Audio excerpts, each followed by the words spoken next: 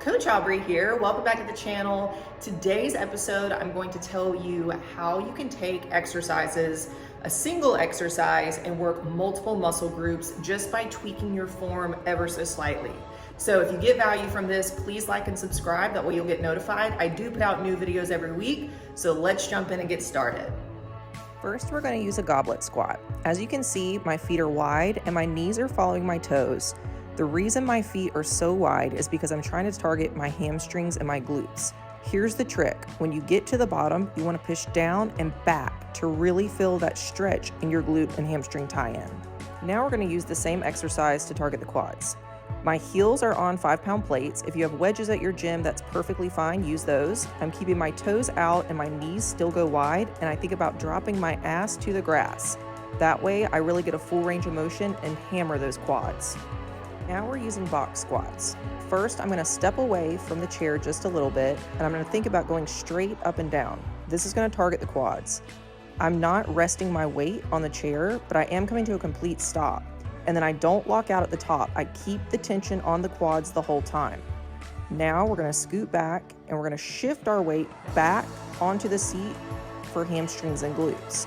And just like we did with the goblet squat, we want to feel that stretch in our glute and hamstring tie-in. And that stretch is going to be what pushes us out of the hole. Rack pulls. You can use these to just target your back or to target your full posterior chain.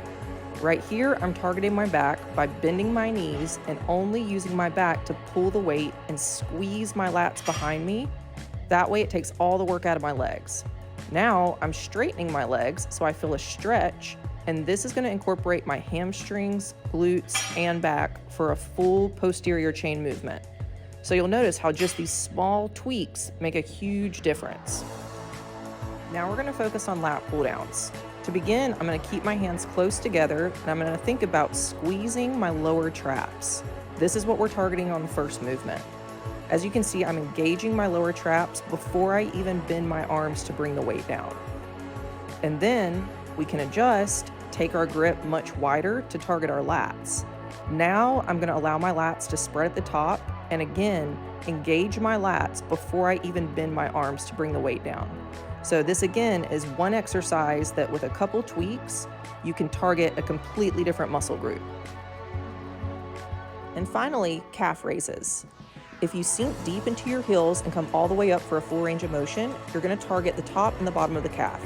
But if you tend to have a little bit of a thicker soleus, meaning the calf that's closer to the ankle, you might want to stop when your heels are parallel to the floor.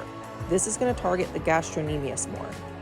There you have it. So we only covered a few exercises today, and you can see what a big difference just a little tweak can make.